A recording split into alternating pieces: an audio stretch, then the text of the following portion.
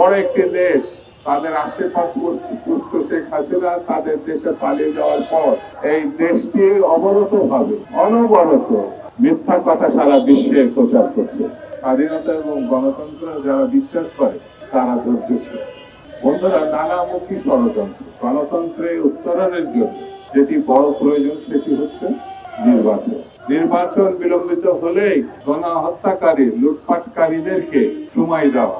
বাংলাদেশের সংখ্যালঘুদের নিয়ে তারা আপত্তিকর কথাবার্তা বলে। তারা মুঘলধারী গণতন্ত্র, তারা গণতন্ত্রের কথা বলে।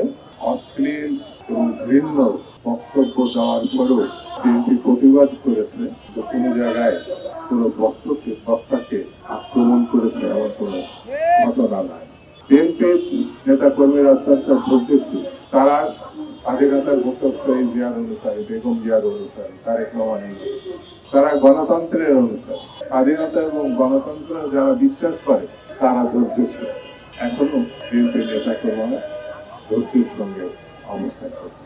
বন্ধুরা, নানামুখী ষড়যন্ত্র স্বৈরতন্ত্রের পতনের পর গণতন্ত্রের যে সম্ভাবনা দেখা দিয়েছে সেটাকে পরিপুষ্ট করার জন্য, গণতন্ত্রে উত্তরণের জন্য যেটি বড় প্রয়োজন সেটি হচ্ছে নির্বাচন। সেই নির্বাচন বিলম্বিত হওয়ার অর্থই হচ্ছে সময়কে অনিশ্চয়তার দিকে ঠেলে দেওয়া।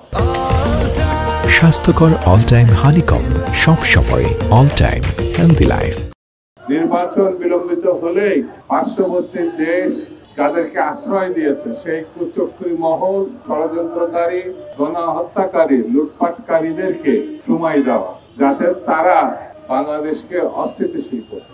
বড় একটি দেশ গত বছর থেকে গণঅভ্যুত্থানের পর তাদের আশীর্বাদ পুষ্ট শেখ হাসিনা তাদের দেশে পালিয়ে যাওয়ার পর এই দেশটি অনবরত মিথ্যা কথা সারা বিশ্বে প্রচার করছে।